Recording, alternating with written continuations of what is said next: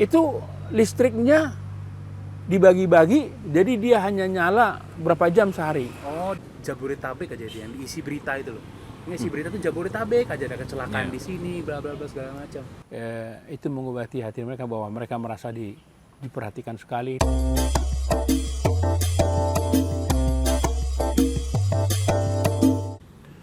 Ini teringat lagi mengenai Indonesia di masa lalu ya.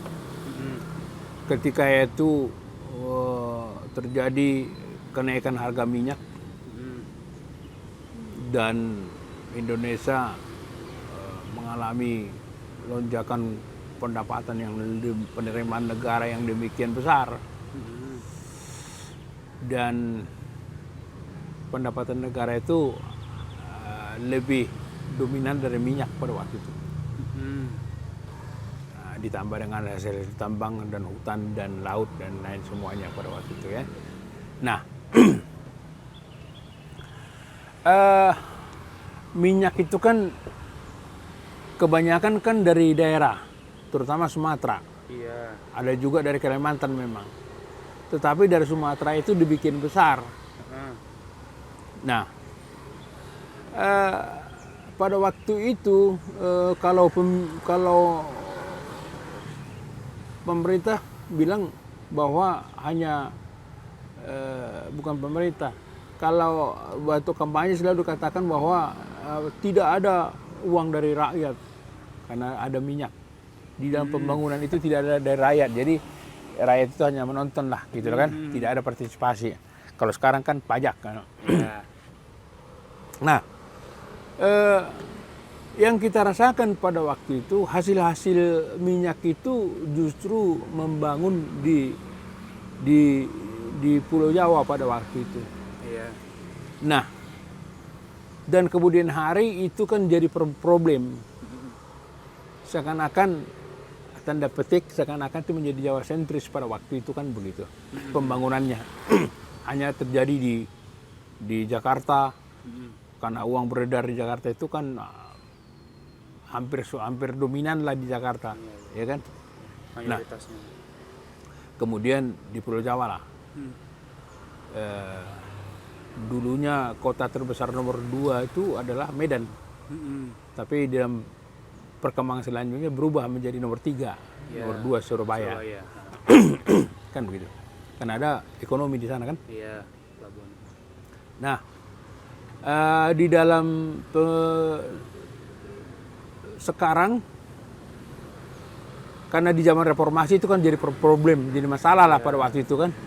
Seakan-akan ada tuntutan daerah-daerah itu merasa tidak puas dengan berbagai merasa tidak dilibatkan atau merasa tidak ada ketimpangan pembangunan, ketimpangan menikmati hasil-hasil dari pembangunan itu kan gitu. Nah,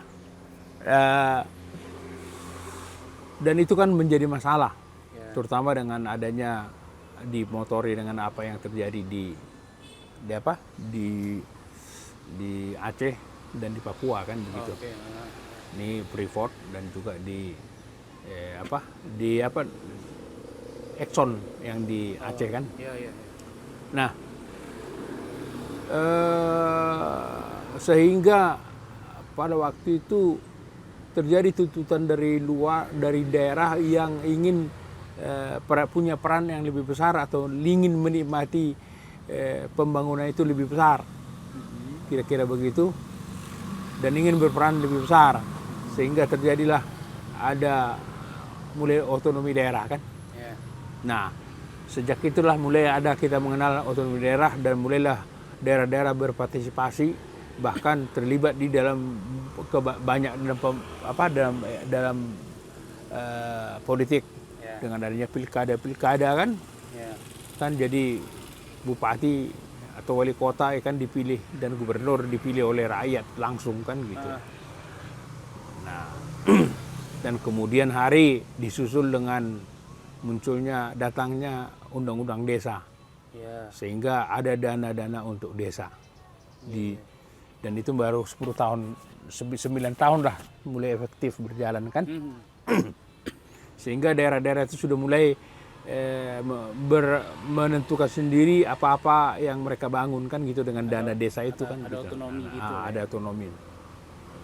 Nah, itu juga bukan hanya sekedar dari pemimpinnya memang, dan pemimpin yang sekarang memang selalu mengatakan bahwa pembangunan sekarang ini Indonesia sentris. Iya. Kita tidak Jawa sentris, tetapi Indonesia sentris. Begitu. Nah, dan ketepatan juga minyak pun tidak seperti dulu lagi. Sudah jatuh kan, dan juga deposit minyak pun sudah mulai menurun kan begitu. Nah, dulu di waktu minyak itu sedemikian besarnya minyak, berbanyaknya minyak, kita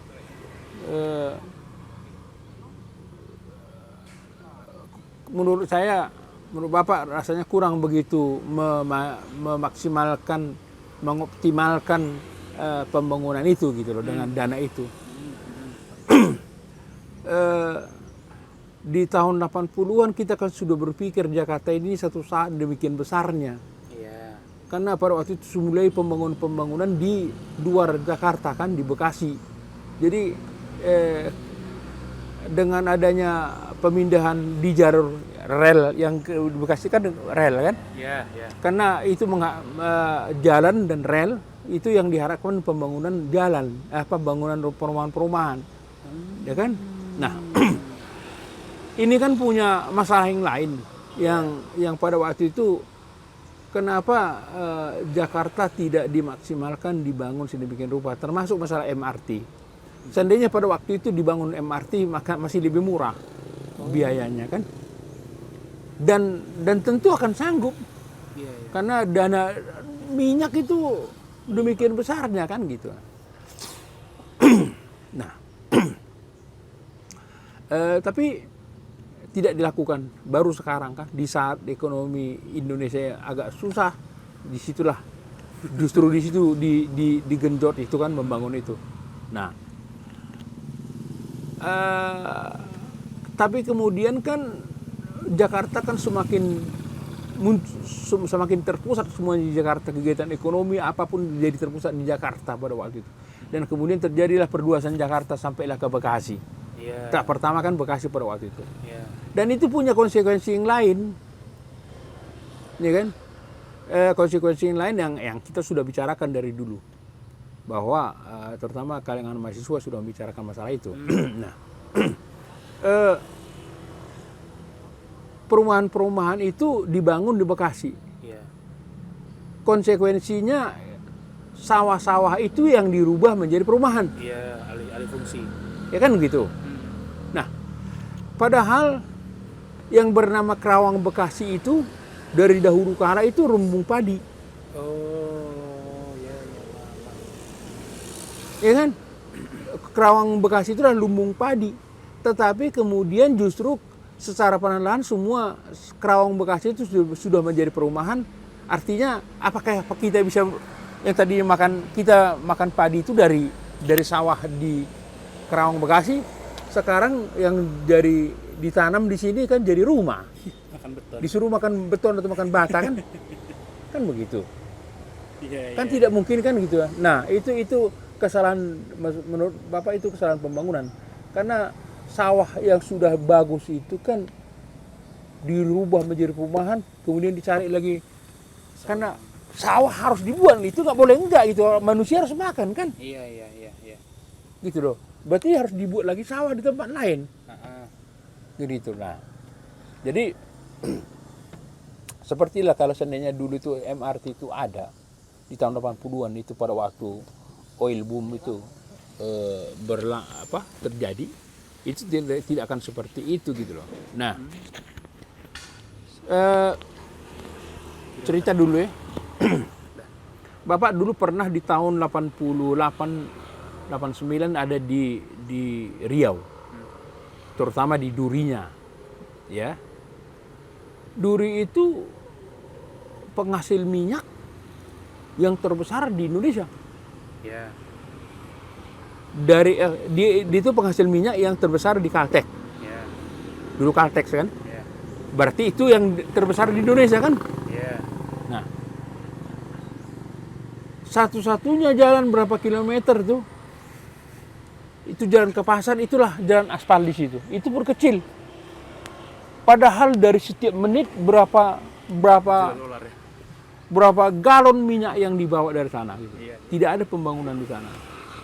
Itu memang membuat ketidakseimbangan gitu. Iya. Nah, jadi itu membuat mereka jadi marah kan. Ada marah ketika reformasi, mereka menuntut hasil bumi itu sekian persen sama kami.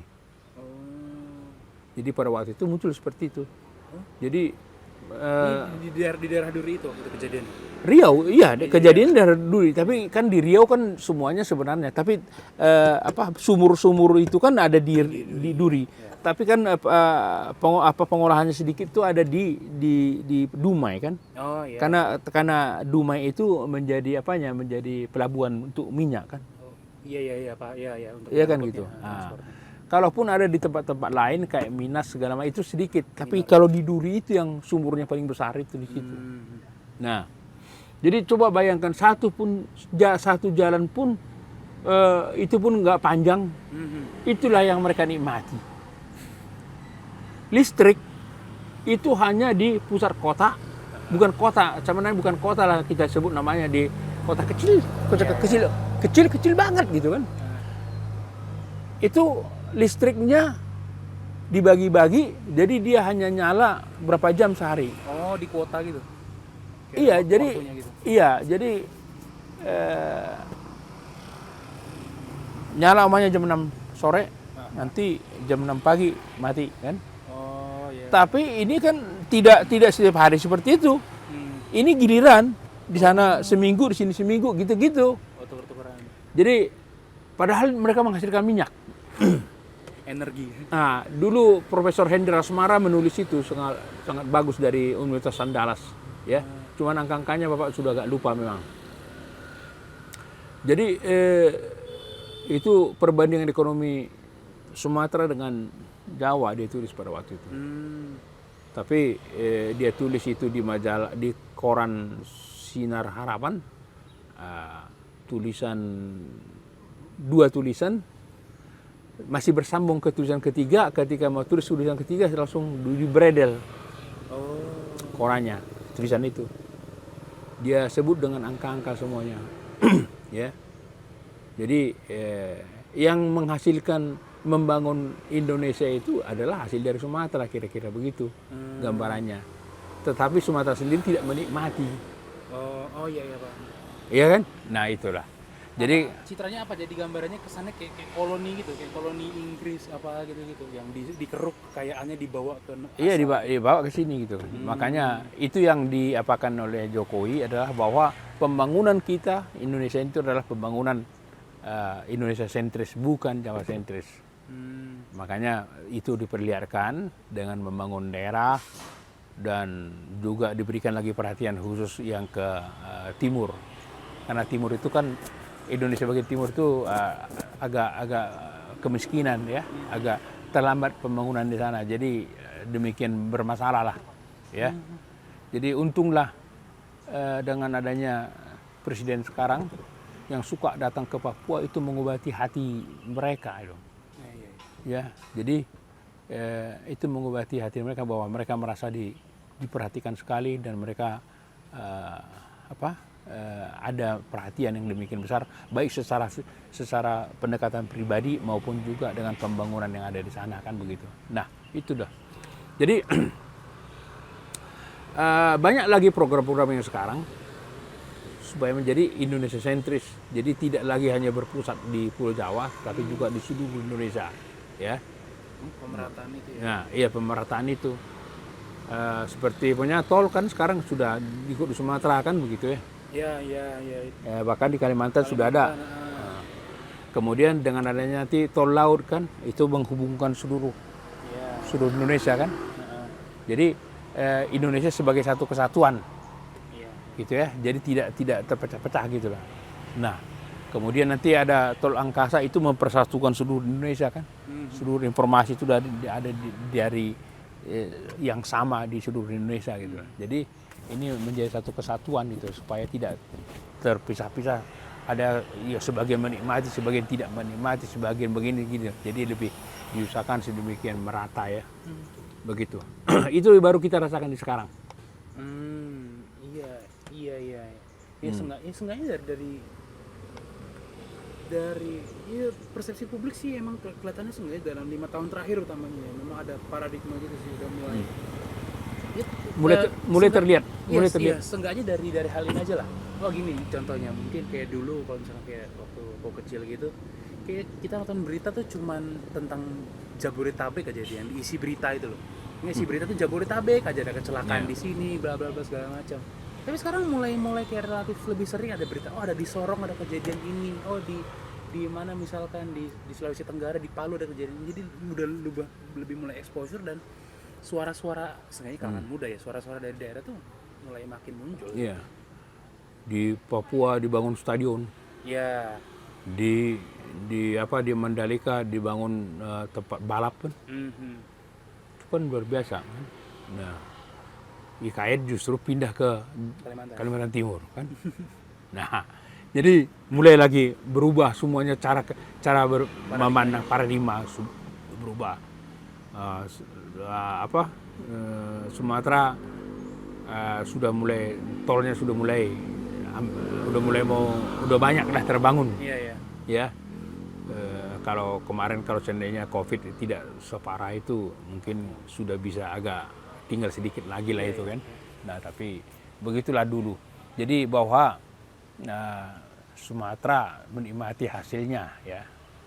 Dan ada daerah-daerah tertentu yang memang punya kelebihan tertentu dibangun semacam kawasan ekonomi. Kawasan-kawasan KEK itu kan, kawasan-kawasan ekonomi ada beberapa daerah itu. Nah, itu supaya mendorong perkembangan ekonomi di daerah itu. Jadi bukan hanya lagi terpusat di Jabodetabek atau di Jakarta gitu. Tidak lagi. Yang waktu akuisisi Blok Rokan itu Bapak ngeliatnya gimana waktu itu? Blok Rokan. Kan ini komplek itu kan, Blok Rokan itu kan yang Iya, Chevron itu. Iya. Walaupun dulu kan sebenarnya sempat ada seenggaknya suara negatifnya muncul kok baru sekarang. Kayak menurut mereka sebenarnya yang kutangkap adalah kayak sia-sia ngambil sekarang malah udah keburu habis. Bapak ngeliatnya lebih gimana? Oh. Tapi yang kita lihat kan bukan sekedar hitung-hitungan tok kan. Tapi bahwa ada niat dan ada usaha terutama bahwa itu milik kita. Oke. Iya. Kami Indonesia, itu milik Indonesia. Penegasan kedaulatan negara. Iya itu. Jadi itu agak terlihat di situ kan. Jadi kami mampu dan itu milik kami dan kamilah yang seharusnya dan sepantasnya untuk memiliki itu kira-kira begitu kan. Itu yang juga terlihat. Jadi ya, kalau dibilang kenapa baru sekarang ya karena baru sekarang pemerintahnya yang mau kan. Iya. Dulu kenapa tidak kan gitu. Itu kita heran kan. Yang disalahin harusnya bukan yang sekarang ya. Dia bukan. Iya. Iya kan? Ya, tapi dulu juga memang tidak mudah. Karena Indonesia itu kan sebenarnya dikelilingi oleh pangkalan angkatan perangnya Amerika kan? Betul, Filipina segala macam. Filipina, Singapura, terus ke Papua Nugini kan? Iya. Terus ke Port Darwin sana kan? Baru ada daerah-daerah lain lagi kan? Iya. Nah, di Brunei Darussalam banyak itu. Betul. Sama di Kuching ke Sarawak. Oh iya. Nah, pada waktu itu demikian kuat-kuatnya kan Amerika. Ya. Jadi tentu dong ada ketakutan mana tahu dia diinvasi kan. Ini kita bicara tentang tahun berapa nih? Ya kalau dulu lah. 60-an? Di bawah 2000-an lah. Oke. Oh, masih sisa perang dingin tahun 90. Jadi takut juga dia invasi kan, kita nggak akan kuat melawan Amerika dan Amerika masih kuat-kuatnya pada waktu itu kan. Beda dengan sekarang sudah mulai lagi goyang kan. Kemarin ASEAN sudah memutuskan untuk tidak lagi memakai dolar sebagai apanya kan. Ya kan gitu. Nah, itu jadi bahwa kekuatan minyak yang dulu membuat Indonesia menjadi seperti dulu itu, yang seperti terkesan Jawa sentris, sekarang sudah mulai berubah ya, tanpa minyak menjadi Indonesia sentris. Nah, supaya kita bisa melihat bahwa Indonesia sebagai satu kesatuan, ya kan, ditambah dengan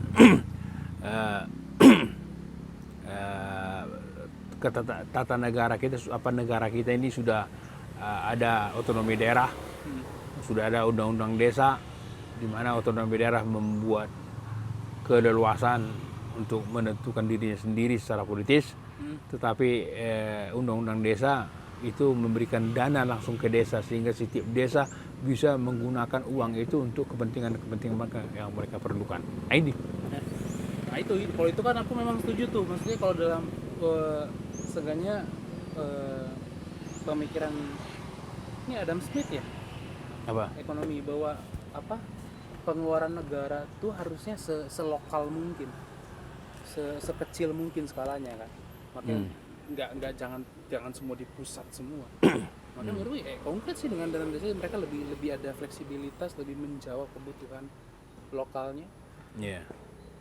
Nanti kita bicarakan lagi, tapi agak panjang nanti, jangan dulu sekarang.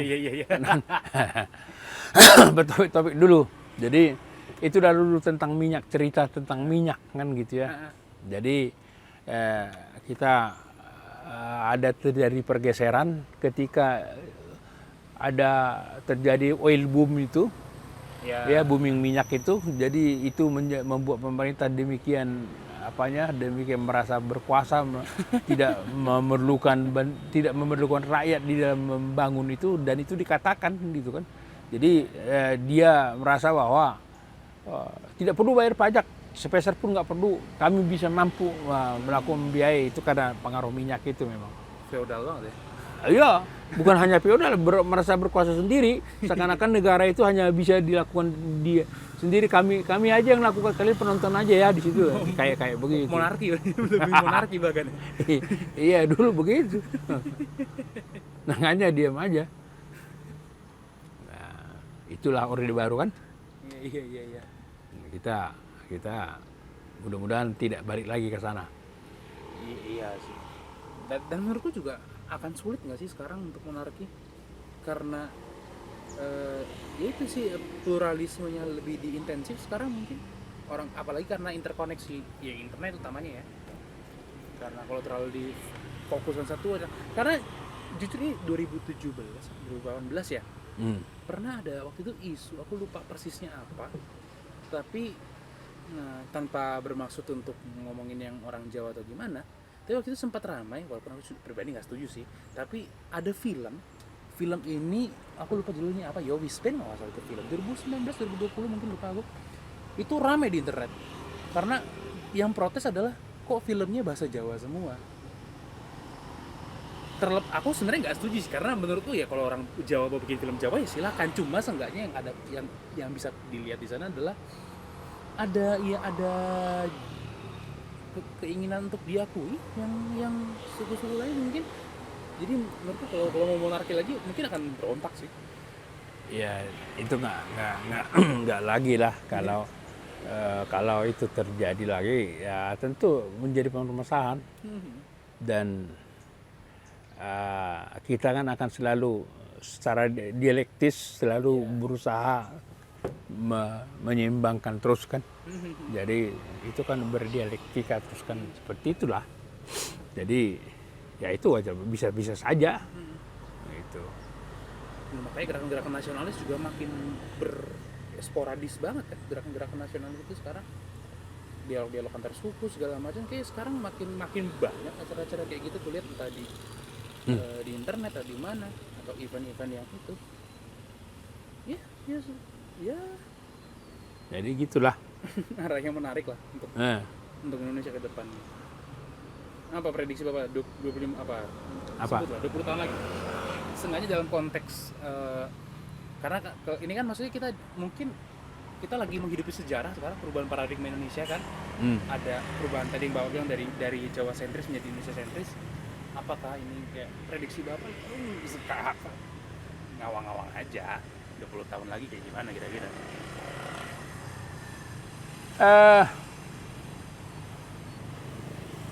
Kalau prediksi sebenarnya kita masih tetap punya kekuatan untuk tetap bersatu gitu. Saya nggak tahu kalau ada yang mecah khusus, tapi dalam konteks seperti sekarang, jiwa yang sekarang ini masih tetap bersatu. Kekuatan untuk saling bersatu itu kuat. Iya. Ya, nah itu mungkin topik lain nanti dalam kita bicarakan. Cuman kalau ke 20 tahun yang buat saya Indonesia yang pasti bahwa Indonesia belum bubar. Iya. Tidak bubar, itulah dulu. Iya. Ya? Konkretnya lah ya. Konkretnya begitu, tidak bubar. Indonesia tetap akan eksis, dan juga kalau bisa nanti secara perlahan mungkin kita kan mengarahkan kepada peningkatan sumber daya manusia kan, hasil-hasil sumber daya manusia, mungkin kita akan meningkatkan iptek gitu kan, iptek makin menguasai iptek, dan kita makin bisa membangun dengan lebih ini lagi. Ya, karena kayak pengembangan itu kan di atas stabilitas kan. Kalau misalkan kayak pemerataan aja belum selesai, ya gimana mau ada stabilitas, terus gimana mau ada pertumbuhan? Iya. Tapi ini ya itulah, dengan pindahnya nanti ibu kota negara ke Kalimantan Timur, ada perbedaan pandangan atau cara berpikir orang mungkin akan terasa agak berbeda sedikit. Ya, mungkin. Karena ini udah di sana loh. Pusat kita tuh udah di sana ya, beda kan? Iya. Nah, kita mungkin sekarang belum terasa sama kita, tapi nanti baru akan terasa. Dan utamanya menurut itu akan dampak besar di citra Indonesia di internasional kan pasti. Maksudnya identitas di mata internasionalnya kan, maksudnya sekarang kan maksudnya mata internasional tahu Indonesia apa sih, paling Bali. Bahkan orang barat aja banyak yang nggak tahu Bali itu di Indonesia. Itu tapi kalau sekarang nggak begitu lah ya. Masih yang kalangan awam-awamnya masih. Yang memang dulunya begitu memang, tapi sekarang sudah mulai berubah dengan banyaknya acara atau peristiwa atau kegiatan dari orang Indonesia, ikut serta Indonesia di berbagai kegiatan di dunia lah, ya kan. Jadi semakin dikenal itu. Dan kalau itu iya memang, kalau itu aku akui memang, maksudnya sekarang nama Indonesia itu udah sering muncul lah di percakapan internasional. So mungkin itu yang kita bisa bisa kita antisipasi dari perubahan paradigma 10 tahun terakhir, 5 tahun terakhir, dan masih akan berjalan sih sebenarnya. 5 tahun terakhir terutama. Iya. Karena setelah terjadi pembangunan yang demikian gencar, orang mulai melihat, wah beginilah itu. Jadi mulai sadari, sehingga tingkat kepuasan tadi kita menunjukkan bahwa pemimpin yang sekarang 82% itu demikian luar biasa ya. So, sayang kemarin COVID datang 3 tahun sehingga agak banyak hal yang dijadwalkan ulang program-programnya kan. Jadi ya itulah.